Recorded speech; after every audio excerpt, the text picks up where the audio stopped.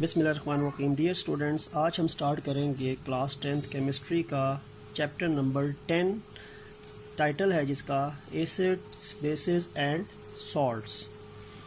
तो chapter number 10, the title of chapter is acids, basis and salts. Chapter का जो start हो रहा है वो एसिड्स और बेस के कॉन्सेप्ट से हो रहा है। उसके बाद पीएच का टॉपिक है, पानी की सेल्फ आयनाइजेशन के बारे में थोड़ी सी हमने बात करनी है। और उसके बाद फिर हमने डिफरेंट एसिड बेस को इंडिकेटर्स से जो हम आइडेंटिफाई कर सकते हैं उनकी बात होगी। और फिर लास्ट जो होगा वो हमारा सॉल्ट्स के मुतालिक जो टॉपिक होंगे वो उनमें हमने डिस्कस करना है। तो सबसे पहले अगर हम एसिड्स और बेसिस की बात करें तो जितने भी केमिकल कंपाउंड्स होते हैं तो उनकी कुछ खास करैक्टरिस्टिक्स होती हैं जो उनको एसिड या बेस या न्यूट्रल, एक तीसरी भी चीज़ होती है, उस कैटेगरी में फॉल करवाती है।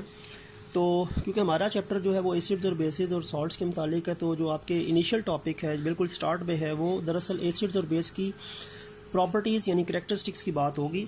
तो सबसे पहले अगर हम एसिड और बेस की करैक्टरिस्टिक्स की बात करें, प्रॉपर्टीज़ की बात करें और हम अगर कंट्रास्टिंग के तौर पे पढ़ें, तो अगर मैं एसिड और बेस के दरमियान अगर मैं लिखना चाहूँ, डिफरेंस लिखना चाहूँ या करैक्टरिस्टिक्स को मैं डिफरेंशिएट करना चाहूँ, तो सबसे पहले आपको याद होना चाहिए कि जो सबसे पहली प्रॉपर्टी मैं डिस्कस करूँगा वो डिस्कस करूँगा टेस्ट।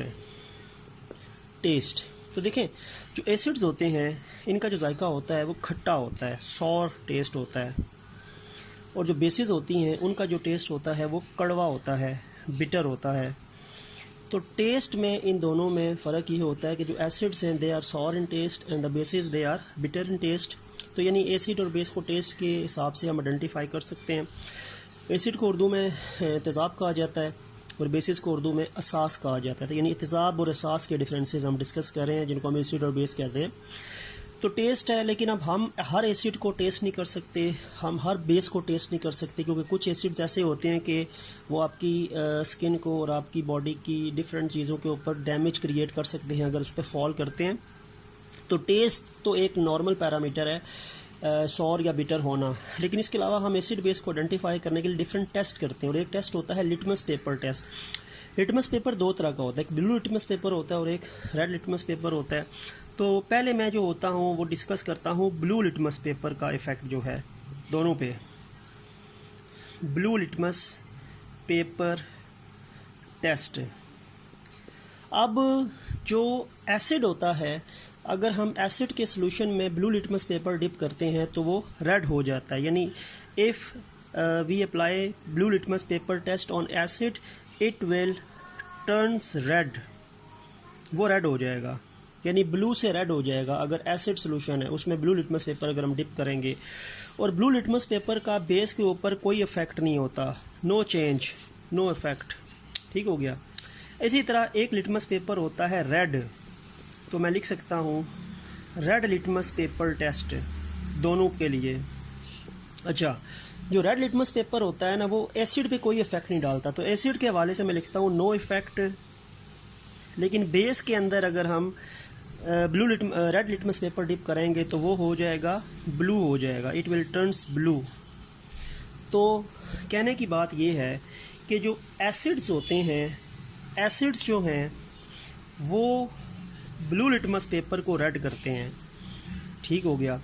और जो बेस होते हैं वो रेड लिटमस पेपर को ब्लू करते हैं।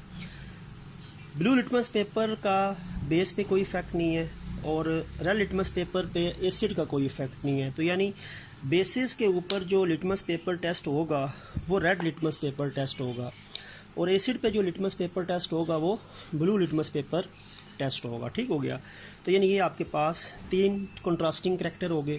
उसके बाद ये हो सकता है कि हम अगर स्किन के इफेक्ट के ऊपर देख सकते हैं कि अगर आपके एसिड या बेस के ऊपर, एसिड या बेस अगर आपकी स्किन पे गिरता है तो क्या इफेक्ट होता है, इफ़ेक्ट ऑन स्किन के हवाले से। तो देखें, जो एसिड्स होते हैं वो बहुत ज़्यादा डैमेजिंग होते हैं अगर वो स्ट्रॉन्ग एसिड है।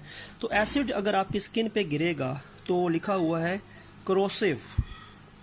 करोसिव का मतलब होता है कि ये आपकी जिल्द को जला देगा, आपकी स्किन के ऊपर ज़ख़म कर देगा, उस पे यानी स्किन आपकी जो होगी वो उसके ऊपर बर्निंग इफेक्ट होगा और वो हार्ड होगी, यानी वो ज़ख्मी हो जाएगी, ठीक है। लेकिन जहाँ तक ताल्लुक है बेस का, अगर बेस और स्ट्रॉन्ग बेस अगर स्किन के ऊपर गिरती है तो वो टिश्यूज़ को डैमेज करेगी, यानी इट हार्म स्किन टिश्यूज़। अच्छा देखें, अब एसिड तो आपकी स्किन को जला देगा ना, वो तो ज़ख़म कर देगा, लेकिन बेस आपकी स्किन को जलाएगी नहीं। बेसिकली बेस के अंदर होते हैं हाइड्रोक्साइड आयन, OH आयन्स। वो जब आपकी स्किन पे गिरते हैं या जब आपके मसल्स पे गिरते हैं तो वो आपके मसल्स और स्किन में मौजूद जो प्रोटीन्स होती हैं उनसे के साथ रिएक्ट करेंगे और उसको थोड़ा सा स्वेल कर देंगे और स्वेलिंग हो जाएगी, ठीक है। तो यानी बेसिस आपकी स्किन की प्रोटीन्स, हमारी स्किन में डिफरेंट प्रोटीन्स होती हैं जो स्किन को बनाती हैं, तो बेसिस जो होती है वो हमारी स्किन प्रोटीन के साथ मिलके उसको स्वेल करती हैं, तो थोड़ी बहुत आपकी स्किन के जो टिश्यूज़ होते हैं वो हार्म होंगे, डैमेज होंगे, स्वेलिंग हो जाएगी।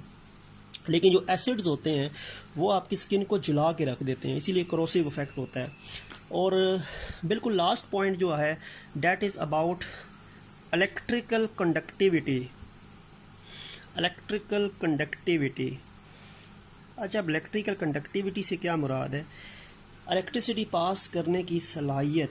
अब देखें, अब हम यहाँ पे बात करते हैं कि अगर आपके पास एसिड या बेस का सॉल्यूशन बना हुआ है, एक्वस स्टेट में बना हुआ है, तो अगर हम उसमें से इलेक्ट्रिकल करंट गुजारना चाहें तो आइदर वो इलेक्ट्रोलाइट होगा या नॉन इलेक्ट्रोलाइट होगा। तो देखें, अगर हम किसी सॉलिड में से करंट गुजारते हैं तो वो कंडक्टर होता है, अगर सॉल्यूशन से गुजारते हैं तो वो इलेक्ट्रोलाइट होता है, और अगर हम किसी सॉलिड से करंट नहीं गुजरता तो वो इंसुलेटर या नॉन कंडक्टर है, और अगर किसी सॉल्यूशन से करंट नहीं गुजरता तो वो नॉन इलेक्ट्रोलाइट है।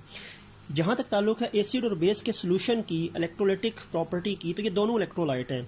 एसिड के सॉल्यूशन से भी इलेक्ट्रिकल करंट गुजरता है और बेस के सॉल्यूशन से भी इलेक्ट्रिकल करंट गुजरता है, तो ये दोनों जो हैं वो इलेक्ट्रोलाइट है। तो हम कह सकते हैं कि जो एक्वस सॉल्यूशन होता है, एसिड का भी एक्वस सॉल्यूशन और बेस का भी एक्वस सॉल्यूशन, तो एक्वस सॉल्यूशन एसिड का है या बेस का है, both of them are electrolyte.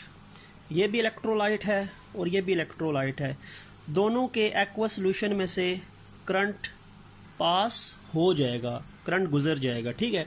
क्योंकि इन दोनों को अगर हम एक्वस सॉल्यूशन में डिसॉल्व करते हैं एसिड्स या बेसिस को, तो ये आयनाइज हो जाते हैं, आयंस बन जाते हैं, और आयंस की फॉर्मेशन जो होती है वो फिर इनमें से इलेक्ट्रिकल करंट की जो आप कह सकते हैं कि मूवमेंट होती है उसको अलाउ करती है, ठीक हो गया। तो दोनों इलेक्ट्रोलाइट है, दोनों के सॉल्यूशन, दोनों को एक्वस मीडिया में डिसॉल्व करेंगे, दोनों के सॉल्यूशन में से करंट गुजरेगा। स्किन पे एक का इफेक्ट बर्निंग इफेक्ट है, एक का स्किन के टिश्यूज़ को थोड़ा सा हार्म करेगा। रेड लिटमस पेपर एसिड को इफेक्ट नहीं करेगी, लेकिन रेड लिटमस पेपर ब्लू हो जाएगा बेस में, ब्लू लिटमस पेपर एसिड में रेड होगा, बेस पे कोई इफेक्ट नहीं होगा, और टेस्ट दोनों का डिफरेंट है, सॉर और बिटर। तो these are basically the characteristics या properties of the acids and bases. तो अगर आपको क्वेश्चन आता है कि write the characteristics properties of acids, तो आप सिर्फ एसिड वाले लिखेंगे। अगर क्वेश्चन आता है right the characteristics of basis, तो सिर्फ बेसिस वाले लिख दें। अगर दोनों की बात होती है कि right characteristic properties of acids and bases, तो आप इस तरह लाइन लगा के दोनों को कंट्रास्टिंग में भी लिख सकते हैं। और क्वेश्चन ऐसे भी बन सकता है कि differentiate between the properties of acids and bases, तो आपका ये टॉपिक इस तरह कवर हो सकता है। तो ये स्टार्टिंग टॉपिक था। इसके बाद जो टॉपिक है that is about the concept, first concept of acids and bases. तो सबसे पहले जो एसिड और बेस के मुतालिक कॉन्सेप्ट पेश किया गया, वो कॉन्सेप्ट जो था वो कहलाता है आर्हीनियस। नाम है उसका Arrhenius concept of acids and basis. Acids और बेस को डिफाइन एक्सप्लेन करने के डिफरेंट ड्यूरेशंस में, डिफरेंट टाइम्स में डिफरेंट कॉन्सेप्ट्स दिए गए। तो सबसे पहला कॉन्सेप्ट जो था वो 1887 में स्वीडन से ताल्लुक़ रखने वाला केमिस्ट था, स्वीडन वाले पीपल्स को हम स्वीडिश कहते हैं। तो एक स्वीडिश केमिस्ट है 1887 में, ठीक है, जिसका नाम आर्हीनियस है। तो इसने 1887 में कॉन्सेप्ट दिया एसिड और बेस को डिफाइन या एक्सप्लेन करने का। तो ये एसिड और बेस कॉन्सेप्ट सबसे पहला आर्हीनियस का है। इसमें ईयर आपको पता होना चाहिए, और उसकी जो ओरिजिन है कंट्री वो स्वीडन से जिसका उसका ताल्लुक था आर्हीनियस का। इसका जो सारा का सारा कॉन्सेप्ट है वो कहता है कि एक्वस मीडियम में डिज़ोल्व करने के नतीजे में जो सब्सटेंस आपको एच पॉजिटिव आइन देगा वो एसिड है, और एक्वस मीडियम में डिज़ोल्व करने के नतीजे में जो सब्सटेंस आपको OH नेगेटिव आइन देगा वो बेस है। तो मैं डिफ़ाइन कर सकता हूँ एसिड और बेस को अकॉर्डिंग टू आर्हेनियस। तो एसिड में ये है, अकॉर्डिंग टू आर्हेनियस एसिड है, मैं लिख सकता हूँ कि a substance that dissolve in water and it ionizes to produce H positive ions। वो सब्सटेंस जो पानी में डिज़ोल्व होगा, पानी में डिज़ोल्व होकर आयनाइज होगा, आइंस बनेंगे, क्योंकि एसिड और बेसिस पानी में डिज़ोल्व होकर आइंस बनाती हैं, तभी वो इलेक्ट्रोलाइट्स हैं। ठीक है, तो पानी में डिज़ोल्व होने के नतीजे में आयनाइज कर यानी आइंस बनाने के बाद जो सब्सटेंस आपको H पॉजिटिव आइंस देगा यानी हाइड्रोजन आइंस देगा, वो सब्सटेंस जो है वो एसिड है। और बेस की डेफिनेशन भी लिख लेते हैं। बेस की डेफिनेशन में फ़र्क सिर्फ ये होगा OH नेगेटिव आइन का। तो मैं ये लिख सकता हूँ कि a substance that dissolve in water, पानी में जिसको डिज़ोल्व करें और फिर वो आयनाइज हो, and it ionizes to produce OH negative ions. यानी एसिड कौन है? हर वो सब्सटेंस जो पानी में डिज़ोल्व होने के बाद आपको H पॉजिटिव आइंस दे, हाइड्रोजन पॉजिटिव आइंस दे, वो एसिड है। और वो सब्सटेंस जो पानी में डिज़ोल्व हो के आयनाइज हो और आपको OH नेगेटिव आइंस दे, हाइड्रोक्सल आइन दे, OH नेगेटिव हाइड्रोक्सल आइन दे, तो हाइड्रोक्सल आइन देने वाला आपके पास बेस है और हाइड्रोजन पॉजिटिव आइन देने वाला आपके पास एसिड है बाय डिज़ोल्विंग इन वाटर। ठीक है, तो ये तो आपके पास डेफिनेशन हो जाएगी। डेफिनेशन के बाद मैं इन दोनों के डिफरेंट एग्जांपल्स लिखता हूँ ताकि आपको इन एसिड्स और आर्हेनियस बेस और आर्हेनियस एसिड की फर्दर थोड़ी सी कॉन्सेप्ट समझ आ जाए। अब मैं क्या काम करता हूँ कि मैं सबसे पहले आर्हेनियस एसिड की एग्जांपल लिखता हूँ। हेडिंग में डाल लेता हूँ examples of Arrhenius acid. Arrhenius के मुताबिक कौन कौन से एसिड्स होते हैं? तो एक तो HCl है।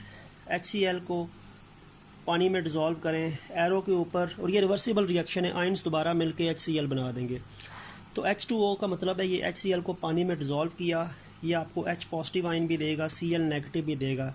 H पॉजिटिव दे रहा है ना वाटर में डिज़ोल्व होके, तो HCl एसिड हो गया।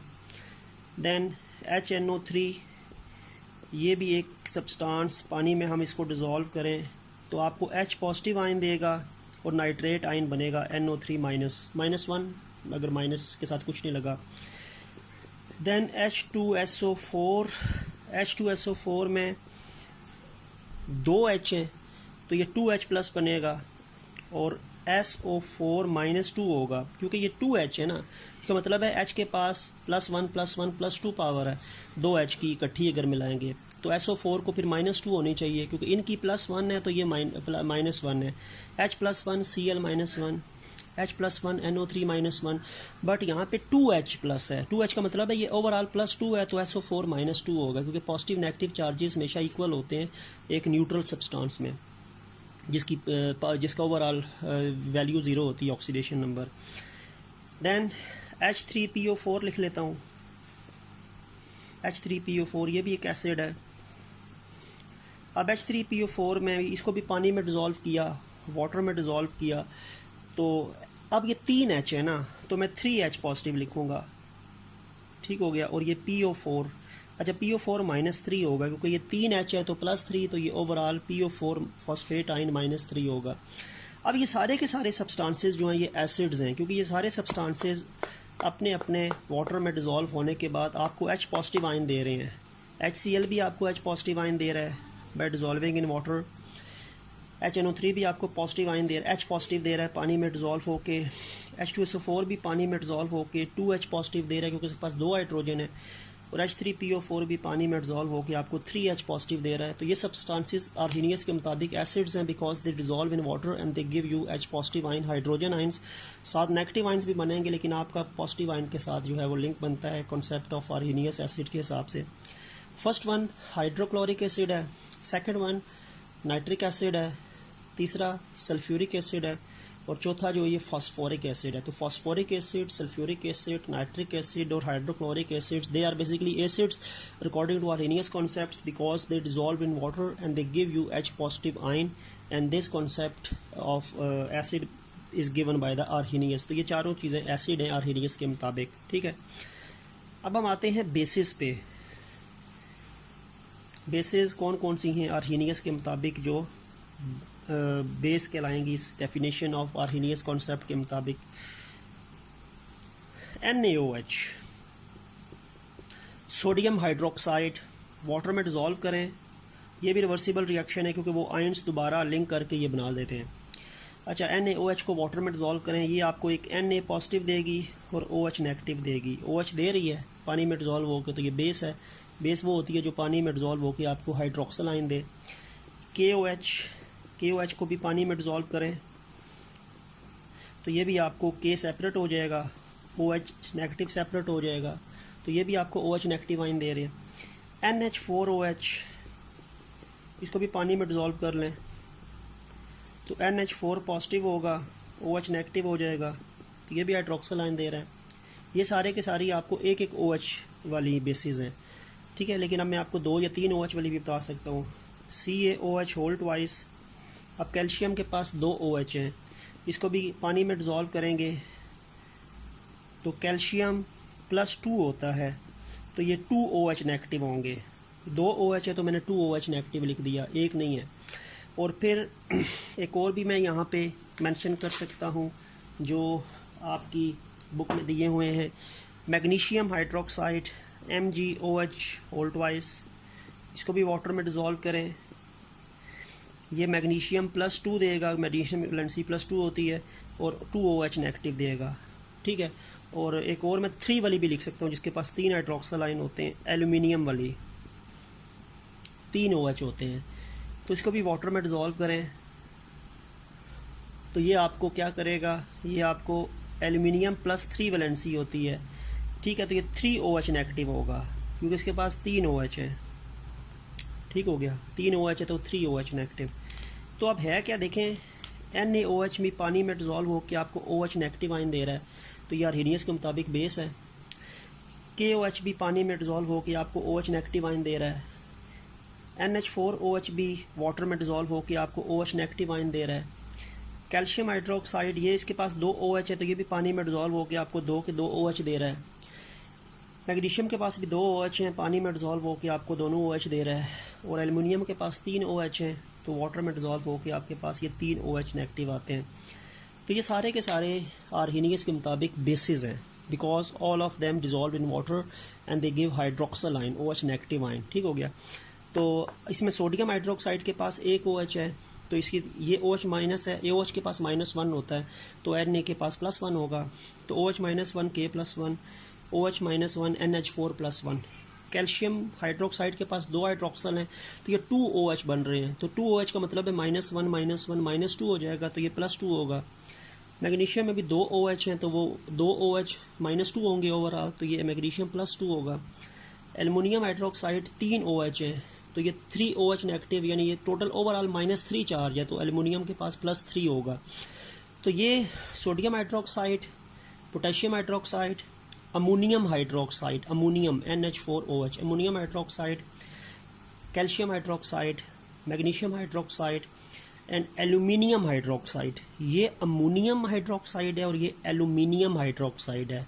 एल्यूमिनियम एक मेटल है जबकि अमोनियम जो है ये आयन होता है। तो ये 6 के 6 जो हैं ये बेसिस हैं अकॉर्डिंग टू आर्हीनियस कॉन्सेप्ट, और क्योंकि ये सारे पानी में डिज़ोल्व होके अपने रिजल्टेंटली जितने भी OH होते हैं वो आपको सेपरेट करके दे देते हैं, और OH नेगेटिव होंगे तो साथ पॉजिटिव आयन भी बनेंगे, लेकिन हमने सिर्फ नेगेटिव आयन्स की बात करनी है जो आर्हीनियस के मुताबिक आपको डिज़ोल्व होके देते हैं, ठीक हो गया। अच्छा, तो ये तो आपके पास एसिड बेस आर्हीनियस की एग्जांपल्स और डेफिनेशन होगी। उसके बाद आप अगर बुक में पेज नंबर 22 देखें तो उसमें आपके पास 2 टेबल्स बने हुए हैं। 2 टेबल्स जो हैं उनको भी डिस्कस कर लेते हैं।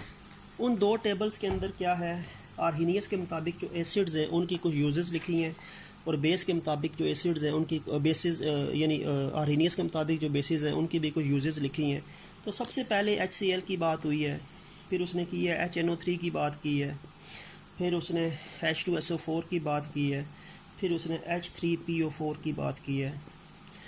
इन 4 एसिड्स के यूजेस भी उसने बता दिए हैं, और ये क्वेश्चन बन सकता है कि आप HCl के यूजेस लिखें, HNO3 के यूजेस बताएं, H2SO4 के यूजेस बताएं, या H3PO4 के यूज़ बताएं। HCl हाइड्रोक्लोरिक एसिड है, और हाइड्रोक्लोरिक एसिड जो है इसके HCl फार्मूला है इसका, और इसके यूजेस ये होते हैं कि ये मेटल्स को क्लीन करने के काम आता है। मेटल्स के ऊपर अगर कोई एक एक्स्ट्रा लेयर लग जाती है जिससे उनकी शाइनिंग मुतासिर होती है, तो मेटल को अगर हम HCl उसके ऊपर अप्लाई करें तो उसकी शाइनिंग अपीयरेंस दोबारा आ जाएगी। तो मेटल जो है वो पहली बात है कि उसकी शाइनिंग या क्लीनिंग के लिए you have to use acid which is hydrochloric acid. और इसके अलावा it is also used in bricks, इंटों के बनने में यूज़ होता है। It is also use to remove scales from boilers. Boilers जो होते हैं जिसमें वाटर बॉयल होता है, और अगर वो वाटर हार्ड वाटर है जिसमें कुछ सॉल्ट्स मौजूद हैं, तो उस बॉयलर के अंदर एक वाइट सी लेयर बन जाती है जो स्केल कहलाती है। और जो वाइट सी लेयर होती है उसके ऊपर अगर हम एसिड अप्लाई करें तो वो वाइट लेयर डिज़ोल्व हो जाती है, तो स्केल्स उस बॉयलर में से ख़त्म हो जाते हैं। तो इसके अलावा आप ये भी कह सकते हैं कि आपके घरों में भी वो बर्तन जिसमें पानी आप उबालते हैं उसके अंदर एक वाइट सी लेयर बन जाती है, वो वाइट लेयर स्केल कहलाती है। और हमारे घरों में सिरका एक एसिड है, अगर हम सिरका अप्लाई करते हैं तो वो स्केल वहाँ से डिज़ोल्व हो जाता है। इंडस्ट्री में बड़े बड़े बॉयलर्स वही काम करते हैं, वो वाटर बॉयलिंग के लिए यूज़ होते हैं। उनमें जब स्केल्स बनते हैं सॉल्ट्स की वजह से, तो उसके लिए फिर हाइड्रोक्लोरिक एसिड जो है वो यूज़ किया जाता है साफ़ करने के लिए। HNO3 नाइट्रिक एसिड फर्टिलाइज़र बनाने में यूज़ होता है, खाद वगैरह, और एक्सप्लोजिव धमाका खेज़ मवाद बनाने में यूज़ होता है। Sulphuric acid different chemicals explosive बनाने में ये भी यूज़ होता है, अलॉन्ग विद HNO3 भी एक्सप्लोजिव में यूज़ होता है फॉर्मेशन में, H2SO4 भी एक्सप्लोजिव फॉर्मेशन में यूज़ होता है।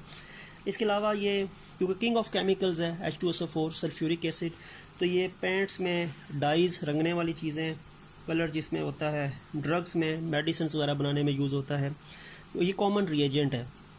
फिर फॉस्फोरिक एसिड है, फॉस्फोरिक एसिड फर्टिलाइज़र फॉर्मेशन में यूज़ होता है। फर्टिलाइज़र में फॉस्फोरिक भी है और ये नाइट्रिक, दोनों फॉस्फोरस दोनों यानी फॉस्फोरिक और नाइट्रिक दोनों फर्टिलाइज़र बनाने में यूज़ होते हैं।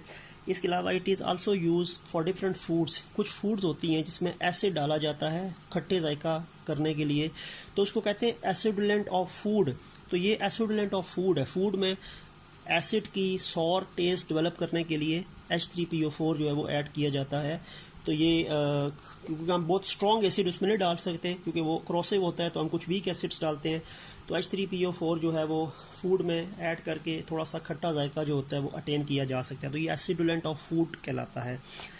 इसके अलावा अगर हम बात करते हैं बेसिस की, कुछ जो कि आपको यूजेस के तौर पे उसमें टेबल नंबर 10.3 में दिए गए हैं, ये 10.2 टेबल है, it is a table number 10.2। इसी तरह फिर टेबल नंबर 10.3 है, उसमें आर्हीनियस बेसिस के मुतालिक यूजेस लिखे हुए हैं।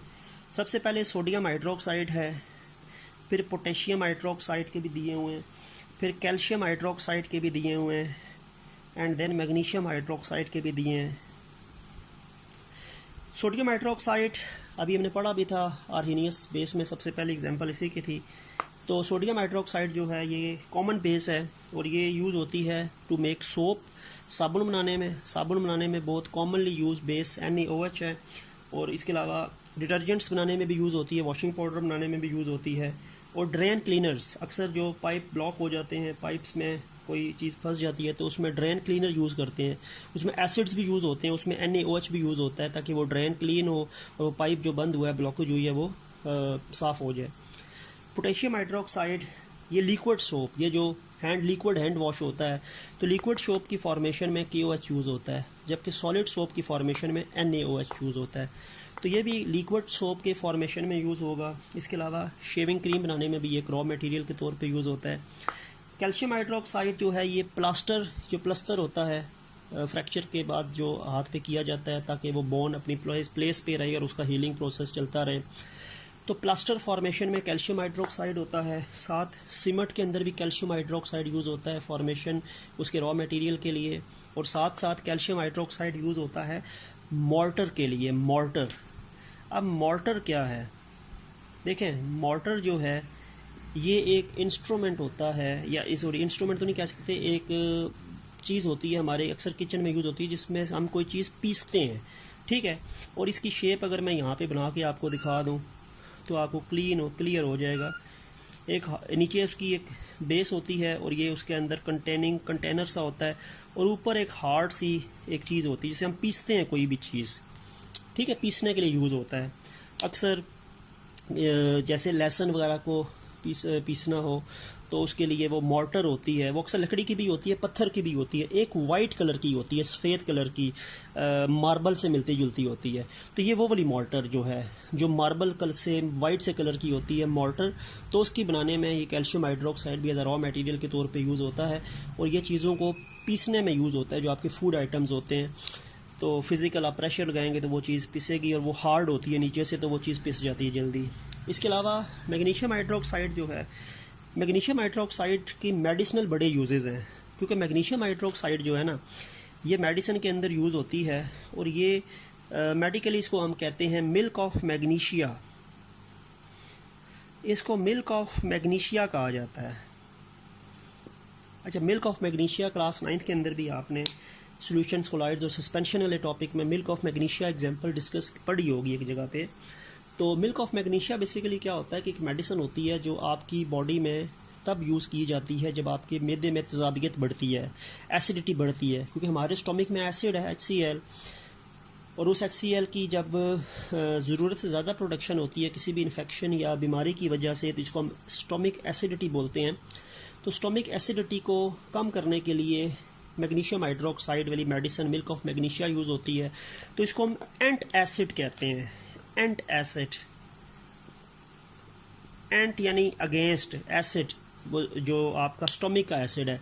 तो स्टोमिक एसिडिटी को रिड्यूस करने के लिए ये बेस जो मैग्नीशियम हाइड्रोक्साइड है, ये मिल्क ऑफ मैग्नीशिया के तौर पे आप यूज़ करते हैं, तो वो स्टोमिक एसिडिटी न्यूट्रलाइज हो जाती है। क्योंकि एसिड के इफेक्ट को बेस ने ख़त्म करना है तो आप ये बेस यूज़ करेंगे। इसके अलावा इसका एक और इफेक्ट होता है कि ये यूज़ होती है एज अ लैक्सेटिव। अब ये लैक्सेटिव क्या होता है? ये लैक्सेटिव भी मेडिसिन होती हैं, और ये मेडिसिन होती हैं जो आपकी कॉन्स्टिपेशन को रोकती हैं, ताकि आपको कब्ज़ ना हो और आपका जो डाइजेशन का अमल स्मूथली चलता रहे। तो स्टोमिक से, यानी ये आपकी डाइजेशन से रिलेटेड जो एक इनडाइजेशन होती है या फिर हम कॉन्स्टिपेशन बोलते हैं, उसके अगेंस्ट यूज़ होती है लैक्सेटिव। कब्ज़ वगैरह को रोकती है, ये कब्ज़ को ख़त्म करती है, और एंट एसिड आपकी स्टोमिक एसिडिटी को रिड्यूस करती है, ख़त्म करती है। तो ये मिल्क ऑफ मैग्नीशिया जो है, मैग्नीशियम हाइड्रोक्साइड बेस है, ये यूज़ होती है इस प्रोसेस के लिए। तो इसका मेडिसिनल यूज़ जो है वो काफ़ी ज़्यादा है। तो ये आपका जो टॉपिक है that is about uses of some common Arrhenius acids and Arrhenius bases. By name भी पूछे जा सकते हैं कि आप कैल्शियम हाइड्रोक्साइड के यूजेस बताएं, पोटेशियम हाइड्रोक्साइड के यूजेस बताएं। तो वो बुक में वो टेबल बना है, तो आप उसको पॉइंट्स की फॉर्म में मेंशन कर सकते हैं। और लास्ट पॉइंट आज के लेक्चर का कि लिमिटेशंस। आर्हीनियस कॉन्सेप्ट जो है वो लिमिटेड है, उसकी कुछ लिमिटेशंस हैं। लिमिटेशन ऑफ आर्हीनियस कॉन्सेप्ट, जो आर्हीनियस का कॉन्सेप्ट है ना एसिड बेस का, वो क्यों सब एसिड्स पे अप्लाई नहीं होता और हमें बाकी नए कॉन्सेप्ट्स की भी ज़रूरत पेश आई है। ब्रॉन्स्टन, लॉरी और लिविस जैसे 2 कॉन्सेप्ट्स और भी हम डिस्कस करेंगे। इसका मतलब है कि आर्हीनियस कॉन्सेप्ट तमाम के तमाम एसिड्स और बेसिस पे अप्लाई नहीं होता, इसके कुछ लिमिटेशंस हैं। लिमिटेशंस क्या क्या हैं? देखें, पहली बात तो ये है कि आर्हीनियस का कॉन्सेप्ट जितना भी है वो सारा का सारा क्या है, it is only limited to the aqueous medium. ये एक्वस मीडियम तक लिमिटेड है। यानी आपने क्या करना है, आपने किसी भी सब्सटेंस को लेना है, उसको पानी में डिज़ोल्व करना है, और पानी में डिज़ोल्व होकर उसने H पॉजिटिव देना है तो एसिड है, OH नेगेटिव देगा तो वो बेस है। इसका मतलब है कि ये एक्वस मीडियम तक लिमिटेड है। बहुत सी चीज़ें ऐसी भी हैं जो एसिड हैं और बेसिस हैं, लेकिन वो एक्वस मीडियम में जाए बगैर भी एसिड और बेसिस है, उनको एक्वस मीडियम की ज़रूरत ही नहीं होती अपने आप को एसिड बेस साबित करने के लिए। तो पहली बात है कि ये तो सिर्फ़ और सिर्फ एक्वस मीडियम पे लिमिटेड है। और उससे आगे नहीं जा सकता ये कॉन्सेप्ट, ठीक है। और अब हमने उनकी बात करनी है एसिड्स की जो एक्वस मीडियम के बावजूद एसिड हैं, ना जाते हुए और H पॉजिटिव ना देते हुए भी एसिड हैं। और बहुत सी ऐसी बेसिस भी हैं जिनके पास OH नहीं है, पानी में नहीं डिज़ोल्व होती, OH नहीं देती, फिर भी वो बेसिस हैं। दो compound carbon dioxide and sulphur dioxide, ये दोनों कॉन्सेप्ट, ये दोनों जो केमिकल्स हैं ना, ये एसिड्स हैं। लेकिन आर्हीनियस के मुताबिक तो ये एसिड नहीं है, क्योंकि इनके आर्हीनियस के मुताबिक एसिड के लिए H पॉजिटिव देना ज़रूरी है। अब इनके पास तो H पॉजिटिव है ही नहीं, अब इनके पास H पॉजिटिव है ही नहीं, तो H पॉजिटिव देंगे ही नहीं। एक्वस में डिजोल्व कर भी दें तब भी नहीं देंगे, क्योंकि H पॉजिटिव है ही नहीं। तो ये हालांकि फिर भी ये एसिड है, लेकिन ये आर्हीनियस के मुताबिक एसिड नहीं है, ये बाकी कॉन्सेप्ट्स के मुताबिक जो है वो एसिड्स हैं, ठीक है। और इसी तरह अमोनिया NH3 जो है ये बेस है। बेस के लिए OH नेगेटिव आयन का होना ज़रूरी है। अब इसके पास OH नेगेटिव तो नहीं है ना, सिर्फ इसके पास H3 है, OH तो है ही नहीं। तो ये दोनों केमिकल्स एसिड्स हैं, हालांकि इनके पास H पॉजिटिव नहीं है और ये वाटर में डिजोल्व होकर H पॉजिटिव दे ही नहीं सकते, लेकिन ये फिर भी एसिड है। और अमोनिया जो है ये बेस है, हालांकि इसके पास OH नेगेटिव है ही नहीं, पानी में डिजोल्व भी करो तो OH नेगेटिव उस सेंस में नहीं देती जिस तरह आर्हीनियस ने कहा था कि अपना OH निकाल के इसने देना है आयनाइज होके तो नहीं दे सकती, क्योंकि इसके पास OH है ही नहीं, अपना आयंस OH नहीं निकाल सकती है। तो ये दोनों एसिड्स हैं, ये बेस है, लेकिन इन दोनों का एसिड शो करना या इनको बेस शो करना आर्हीनियस के मुताबिक नहीं हो सकता। तो इनके लिए फिर इन जैसे चीज़ों को एसिड साबित करने के लिए और इस ऐसे चीज़ को बेस साबित करने के लिए और एक्वस मीडियम के अलावा किसी और मीडियम में एसिड और बेस को एक्सप्लेन करने के लिए फिर बाकी कॉन्सेप्ट्स दिए गए, जिसमें हम ब्रोंस्टन लॉरी और साथ साथ हम लिविस कॉन्सेप्ट की भी डिस्कशन जो है वो नेक्स्ट लेक्चर में करेंगे। तो आज का जो हमारा टॉपिक था that is about the acid base की general characteristics and then Arrhenius concept of acid and base. फिर उसमें आर्हीनियस एसिड और बेस के कुछ एग्जांपल्स की हमने यूजेस पढ़े और देन लास्ट में हमने लिमिटेशंस बता दी। और उसके बाद हम लिमिटेशंस क्योंकि आपको पता होंगी तब हम बाकी कॉन्सेप्ट की बात कर सकते हैं, क्योंकि इस लिमिटेशंस की वजह से हमने फिर बाकी कॉन्सेप्ट्स पढ़ने, और ये लिमिटेशंस ना होती तो हम इसी कॉन्सेप्ट के ऊपर ही डिपेंडेंट होते और इसी के मुताबिक हम तमाम एसिड बेस को आर्हीनियस के मुताबिक ही जानते। ठीक हो गया। तो आज तक का लेक्चर इतना ही है। इंशाल्लाह नेक्स्ट वीडियो में हम रिमेनिंग कॉन्सेप्ट्स जो है एसिड बेस के उनके साथ आपकी सामने इंशाल्लाह हाजिर होंगे। तब तक के लिए अल्लाह हाफिज़।